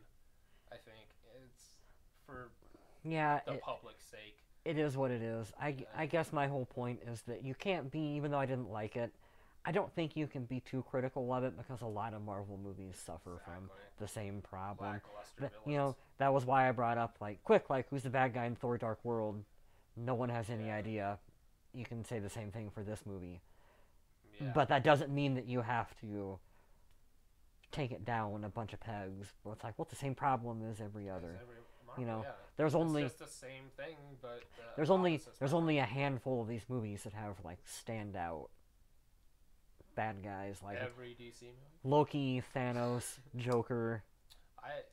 This is going way back, right after I kind of started writing. I did that piece about plot versus formula. Yeah. I did a piece about Marvel come for the heroes, DC stay for the villains. The villains, yep. Very true. Very true. Yeah. You go to Marvel movies to see the heroes. You go to DC movies to see Joker and Zod and the great rogues gallery of villains that they offer. So I can see Marvel kind of, especially with the villains and the ending and stuff, kind of suffers from that. Yeah. I mean, all in all, I can get past the ending. You know, it's such a great. It's such a great. And such a short part of the film. Yeah. It's really only what, the end of 15? Maybe it's a 20 minute sequence. Okay. Vulture from Homecoming. Homecoming. That's a good example of like that's also Michael Keaton fucking Batman and chewing the scenery in that one. That's a great example. That's a fair. But I mean, that's one of the newer ones too. So maybe they're starting to kind of learn from that. And again, with like Infinity War, what was another one of the newer ones? Who was Doctor Strange's bad guy? Dormammu. That was the. Is it another sorcerer? Well, remember that was the big like eternal, because remember he gets, he uses the time stone. I never saw Doctor Strange. You've never seen Doctor Strange, so I will not explain I'm not a fan the complicated plot of. Benedict Cumberbatch. Really, you don't like Cumberbatch? I don't know the big fascination with him. I don't know if I can do this podcast anymore, Jeff. I'm not a big Sherlock guy, or was he a Doctor Who? I don't know. I'm not a Doctor Who fan. I think he, and of course Sherlock. I don't know. I don't see the hype behind him. Yeah, I don't know. I think he's great. I think he's a fine actor. You should. But I don't think he's. You should watch Doctor. You should watch Doctor Strange. Well, I mean, I plan to. I kind of fell behind, but. Yeah. Yeah, I don't know. Benedict Cumberbatch. I don't see. Yeah, it's another magic person. Yeah. Yeah. See what I mean? So it kind of, I don't know, kind of repeats itself. So why do people give Wolverine such a hard time for it? I don't know. Because it's not MCU proper. Because it's Fox. Right. Yep. I mean that is a problem, I think, with reviewing comic book films in general. We talk about how DC movies get shit upon for doing things. A whole 5 weeks of it? Yeah, yep. And, they've got their issues. But they're things that I do feel like if Marvel did, would get more of a pass. It's because it's DC, people are more... And that's the thing, too. Yeah. I think even a lot of the DC haters... they can't argue with the villains, Heath Ledger, for instance. You can't take anything away from that. Jack Nicholson. These are just jokers, I guess. Even Tom Hardy's Bane. Yeah. Who was the guy that played Scarecrow? Yeah, Cillian Murphy. Yeah, he was really good. You can't argue with that stuff. I think the haters more is they have all these great hero movies with the heroes. You're all behind them, and then they watch the villain movies, and they want more hero. And then for instance, I love Marvel, and then I'm more of a DC guy, and then I watch these Marvel movies. It's like, where's the villain? Where are the stakes at? You don't really. Sure. Yep. Yeah. Yeah, I know what you mean. It's hard to combine those two, though. You know what I mean? How you get like the super great Wolverine hero with a Heath Ledger style Joker villain. Yeah. It's hard to get both of them. I guess maybe Homecoming though. I like what's his name? Vulture, Michael Keaton. And I like Spider-Man. Yeah, Tom Hardy. Tom Holland. Tom Hardy is Spider-Man. Yeah, there you go. He's a little old. That would be an interesting. Jesus, don't break the table, Yeah. Jeff. So, Did we ever bolt this thing together? Nope. Probably should. So that does not happen during a live podcast. All right. So before we get into some trivia, I just been wondering some questions. So okay. This is part of the Fox X-Men franchise. Yeah. So, what's kind of excluding Wolverine and Logan? What's your favorite? Days of Future Past. Days of Future Past. Days of Future Past is my favorite. There's some good stuff at the beginning of the film where they're like, fuck it, full on comic book, fucking full on comic book, fucking full on costume, awesome shit going on, and then Bishop. I know, that was a mark out moment. Yeah. That movie's just good. It fixes the rest of the films. Like, somehow it makes part 3 a better movie. Who knew that was possible? Speaking of you get like both casts. Okay, yeah, exactly. Yeah. So, before I get into what I was gonna say, Days of Future Past was shooting towards the end of Wolverine, and so like the post-credit scene when he sees Magneto and Xavier, they were shooting Days of Future Past as well at the same time. Oh, cool. And so if you look on the TV, on the news channel, they have a thing about Trask Industries. Oh, neat. So it kind of, at the end of Wolverine, sets up Days of Future Past with Bolivar Trask. That's cool. It's so little and it's so small. I took a screenshot of it. I don't know if it passed or if it's already, where it's at, but yeah, I would have never caught that unless I had gone back and watched it for this. Cool. Cool. Really cool. So I will say that Days of Future Past is phenomenal.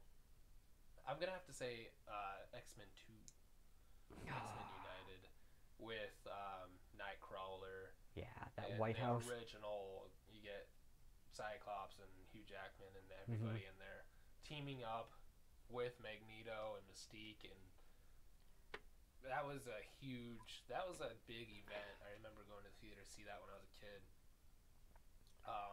Freaking Brian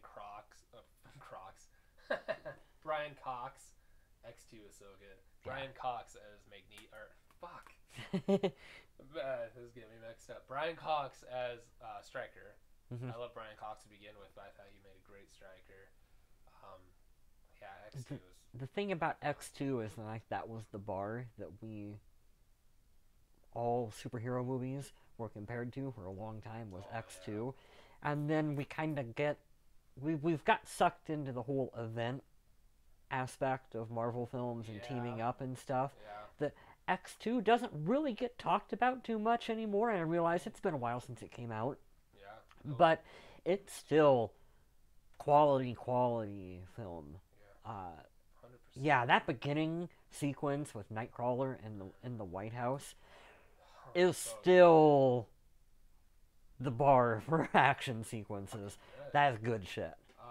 Little fun fact: Nightcrawler is the bad guy in Spy Kids. Yeah, really? I've never seen Spy Kids. What the fuck? I don't know. I can't remember his name off the top of my head. But yeah, he's the goofy guy and that controls all the hand-fingered guys. You need to watch Spy Kids. Damn. Robert Rodriguez, right? Yeah. That exactly.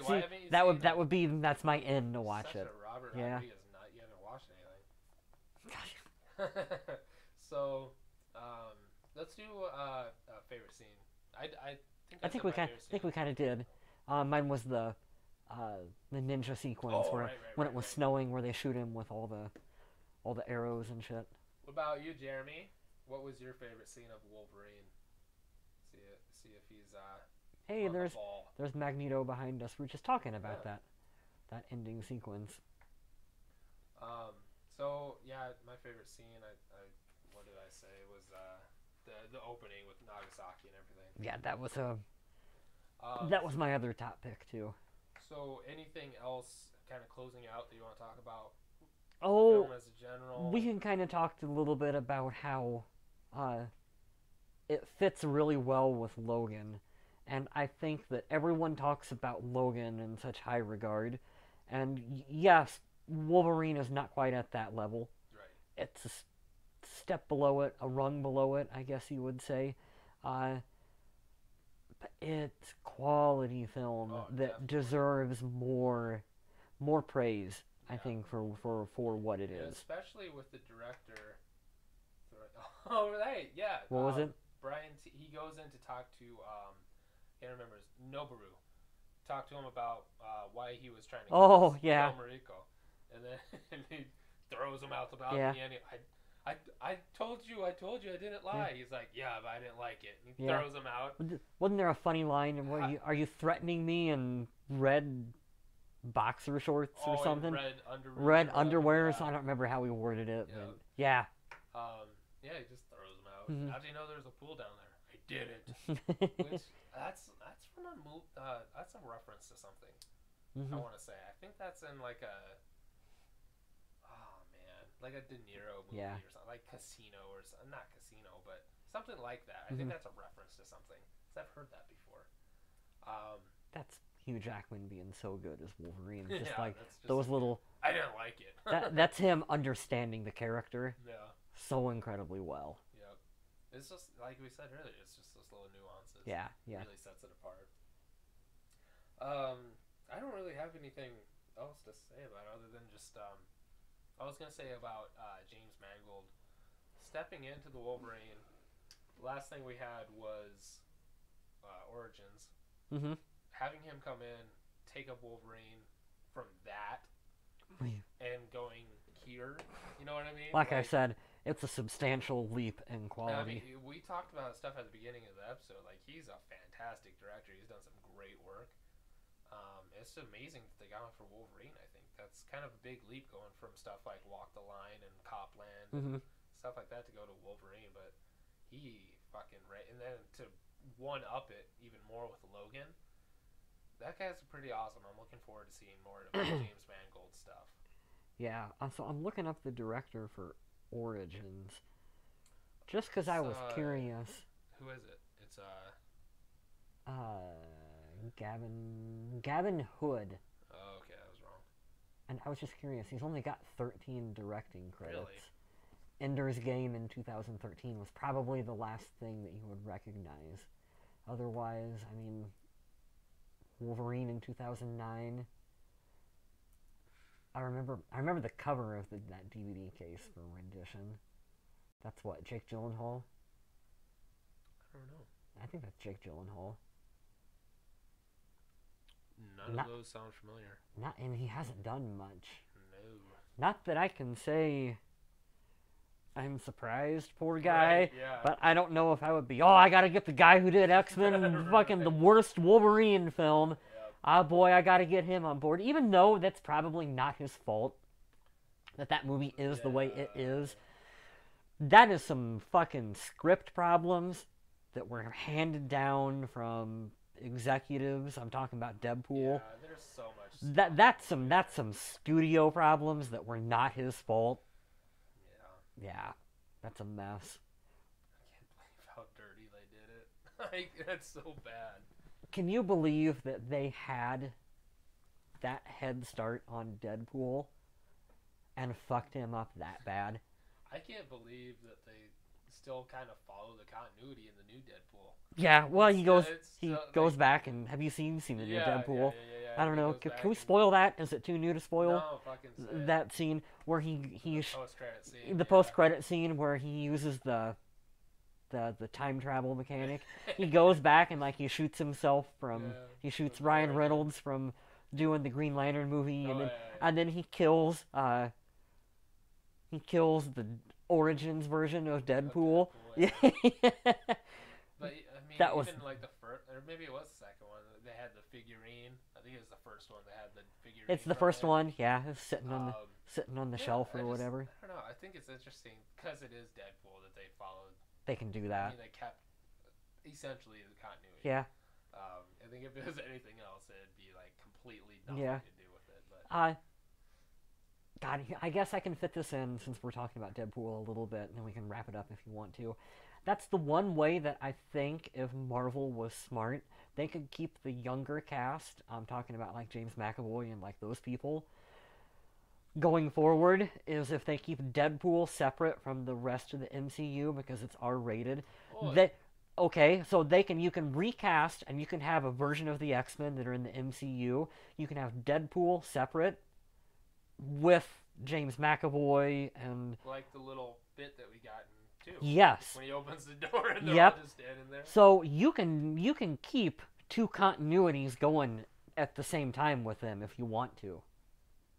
They did for Quicksilver. Yeah. Why not do it for Yeah. X-Men? Because I don't think that to keep Deadpool, I don't know if you can fit him into the MCU. He has No. he has to be Well, kept that's kinda the same he thing has with to be kept Wolverine. separate. Same thing with Wolverine. Yeah. How are they going to do that? They've already given us Wolverine and then our Logan. How are they going to? They're smart. They'll find a way to do No that. way. They'll find a way. I could see them getting on board for an R-rated. I don't know, but that's another conversation for another. Get into some trivia. So I kind of already talked about him gaining weight, gaining the muscle and stuff, and how he ate. So I'm gonna skip that. The Wolverine introduced new claws that came out between the knuckles and were slightly curved. Oh, cool. So it was a different claw design. I really liked it. Hugh Jackman said he finally got the physique he wanted in this film after 13 years. All that chicken? Yeah. Yeah, all that. Guillermo del Toro expressed interest in directing, even meeting with Hugh Jackman. That would have been cool. Yeah. What kind of film would that have been, do you think? I think it would have been more... Fucking he'd have fought a fish and... Exactly. Abe Sapien would have been been... gosh, I don't know. I think the Last Samurai. I think the Silver Samurai probably would have been more... creature-like? I don't know, but I would have been on board for it. Yeah, I think it would have been a little bit softer too. Yeah. I mean, at least the unrated version that I watched. Oh, okay. I don't know what they cut out of the PG-13 version. So the mid-credit scene, I already talked about that as well, was shot on Days of Future Past set. So they shot that on set with Days of Future Past guys. This is what really blows my mind is the body count. You want to take a stab at it? 25? Go up. 50? Up. 100? Up. No. Yes. 127. No way. Really? 127. Wow, it doesn't seem like that many. I mean... Again, because you're not seeing people get precisely sliced in half. Right. Maybe you don't recognize. You get a lot of people thrown out of trains and stuff, and a lot of people... Yeah. There's a lot of arrow shots, too, and Noboru kills a lot of people. Yeah, there's a lot of deaths. Even she, when they're at that weird hotel... Oh, yeah. Hotel for couples. She's up on the deck and throws that shit. That's crazy. I like the way, Jeff, I can go all day and no one will need me on my phone until I'm doing a podcast. Look at that. My whole fucking screen is filled with shit. That's funny. Yeah, isn't it funny how that happens? So I've officially filled up this notebook. And Are we on notebook number 2? Number 2. So, yeah, there's all the trivia. I mean, interesting trivia. And there is stuff like... you didn't even... The X-Men franchise coincides with Fast and Furious. What do you mean? Fast and Furious and X-Men came out 2000, 2002, X2, Too Fast, Too Furious came out. Like the same year? They've always had a... Up until Days of Future Past, they were the same year. And then... Wow. With, I had no idea. Yeah. That's cool. Yeah. So imagine for the last 17 years... They've been battling it out at the box office, man. Almost every summer, we've gone and seen either an X-Men movie and a Fast and Furious movie. That's neat. I like shit like that. That's stupid shit that I like. That gets me excited. There was something with, because like Fast 8... F8. Got Fate. I hate that shit. Was it delayed or pushed forward? And then Logan... Because Logan was set to release the same year as Fate, and then something got pushed back or forward, so that's where it kind of... You mean Paul Walker died? that was the delay. So... that's cool. I didn't know that. Yeah, there's stuff like that. Yeah. So there's trivia. We talked about that stuff. I think this was a good one to talk about. A good live episode, I think. there's a lot to talk about, a lot that I wanted to talk about, and Yeah. stuff that I kind of want to talk about more stuff with Gene. Um, that's fine. Yeah. Do you have anything that you kind of want to throw out there? Okay, I have you watched anything lately that you want to talk about? Oh, I've been rewatching Game of Thrones, even though I've seen it a bunch. Oh, But really? I've finished up season 1 and 2, watched it on my uh, Mac, my computer, my laptop. I Just say computer. could not talk there for a My minute. computer. My computer. Uh, Say cooter. yeah.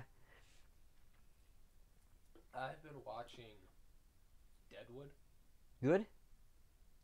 Holy shit. Yeah. Very good. I just finished season 2. I'm starting the last season 3 because I guess I got canceled. I would say it's up there on par with like Breaking Bad. Ooh. Justified. Ooh, that's a high bar. It's good. It's a lot of. I feel like it's similar writers or same writers, Yeah. or same creators. Maybe. I was talking to Mike, Mm-hmm. and he said Justified's up there too, because it's a lot of the same, lot of carryover. Yeah. So I think I'm gonna watch Justified next after God, Deadwood. there's just too many shows. I know, and I still want to watch Westworld. I still want to watch. Yeah, Westworld is one that I'm kind of waiting for it to drop in price, not because I don't think it's good, but because I'm poor. We've been watching American Horror Story a lot. Yeah. Really like that. So I haven't really watched. I've been buying movies, but I haven't had time to watch them. Blade Runner 2049. Yes. When I was watching it, I kept kind of going, "What's going on? What's going on?"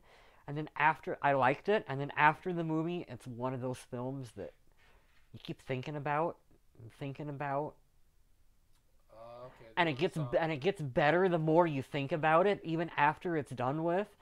And after I've had like a week to gestate on the film, I'm like, that was really good. I want to go back and watch it again. Cabin in the Woods was like that for me. First time I watched Cabin in the Woods, I'm like, this is fucking stupid. Yeah. But then I'm like, satire. It's funny. They're playing with it. Go back and watch it. And I watched it again. I'm like, oh my god, this is amazing. Yeah, that's funny. I've been in the mood to watch Shaun of the Dead. Oh really? Yeah. It's been a while since I've watched the what's he called, the trilogy? Oh, I don't remember. It's like an ice cream. Yeah. I can't remember. Shaun of the Dead, Hot Fuzz, and World's End. That's another one. I had to watch World Ends twice. Yeah. Because at World's End, I watched it and I'm like, yeah. Watch it again. I remember. This is genius. I remember leaving the theater and being like, I don't quite. And then you watch it, like, and then you watch it again, and you're like, oh. I'm so stupid. So good, so good. You got anything you want to plug? Anything you want to throw out there? You have a whole bunch of shit. You got photography. You got too much shit. Yeah, we've had a lot going on lately. Too much shit. A lot going on. Website is attackoftheblog.net. I have a podcast that I just started. You were on episode number 1. We talk about the Indie Gamer magazine. That's up on SoundCloud, or you can find it on my website. I think good stuff hopefully coming for that. I got some other ideas I want to hit around with you for episodes that we're going to do, hopefully. Otherwise, Pantheon Network is your plug that you can do, and I think had an update on that one. Yeah, still haven't had much time lately with the have to magazine. manage resources, and then hey, let's do a live episode. Yeah, so with the podcast and the magazine and everything coming out, I haven't had too much time to. I haven't had any time. I haven't worked on it at all, but I'm still reworking Pantheon Network. Trying to get everything better. We kind of sat down and kind of drew out an idea of how we want it to look, and so now I have a basis to go off of. I just have to sit down and do it. Yep. So that's going to be changing quite a bit. PantheonNetwork.com. But for now, you can still go on there. You can find the podcast, the videos.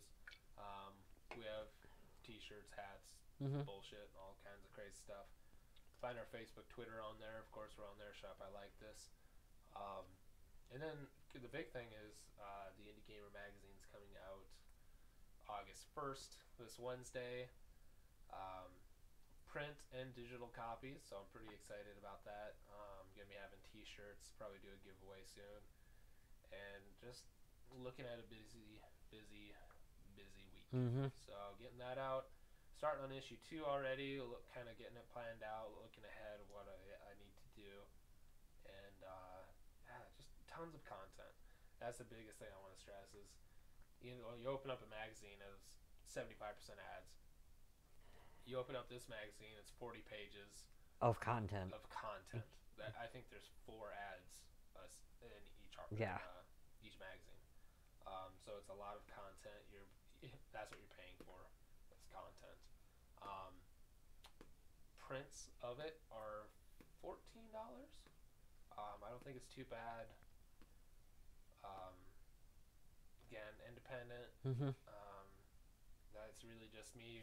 You've contributed. There's a couple freelancers, but you're getting content. You're getting a lot of stuff. I'm not shoving ads down your throat. So, and that's for a print. I think for digital, it's like $7. Yeah, that's really cool. I hope everyone checks that out. And so I'm really excited about that. And then I'm excited to see you build upon it. Yeah. And yeah. I've already I'm keeping a lot from the first issue, but kind of working on some new design templates and stuff. Yeah, you showed me a little bit for what you were working on. Yep. And I'm excited to see what project you give me next. Yeah. To write for. I've got it pretty much laid out now. It's just kind of figuring out time, getting everybody emailed and doing all that. So it's very exciting. Looking forward to that. Yeah, I think that's it. I think that'll do. Do you want to pick something for next week? Oh, I didn't even think about next week. We wrote down some. What do you got in Sharpie? Let's do something stupid. Let's do the Mummy 3. The Mummy 3. Is that the Dragon Emperor one? You bet. Yeah, I've never seen it. Let's do the Mummy 3. Yeah. Tomb of that Dragon Emperor or something? Yep. Yeah, let's do that. So Mummy 3. Why not? Yeah. Brendan Fraser and Jet Li. And Maria Bello is who I was trying to think of. Oh, they switched okay. out Rachel Weisz for Maria Bello. She's the lady from Payback with Mel Gibson. That's a cut. She was in Grown Ups. That's a cut. She's okay, I guess, but Rachel Weisz was better. So we got that, and then I guess we didn't do Rotten Tomatoes scores. I forgot all about Rotten Tomatoes. So this one's kind of funny. It's split in half. It's not 50-50. I think it was like 63? 69-69.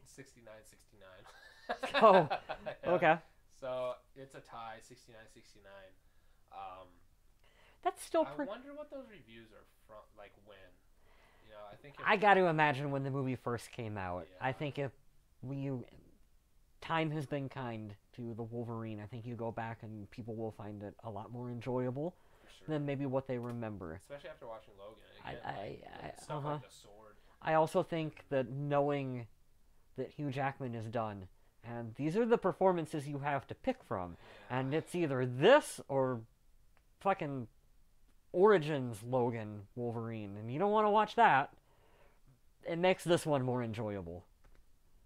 Yeah, I would definitely say go back and give it a watch, because it's fucking, I think it's really good. Yeah. Very good. Yeah, so thank you guys. We've had a couple in and out. I think at one point we had like 4 maybe. Yeah, that's cool. So kind of for a spur of the moment, kind of let's fucking do a live episode. Yeah. I think that's fair. Yep.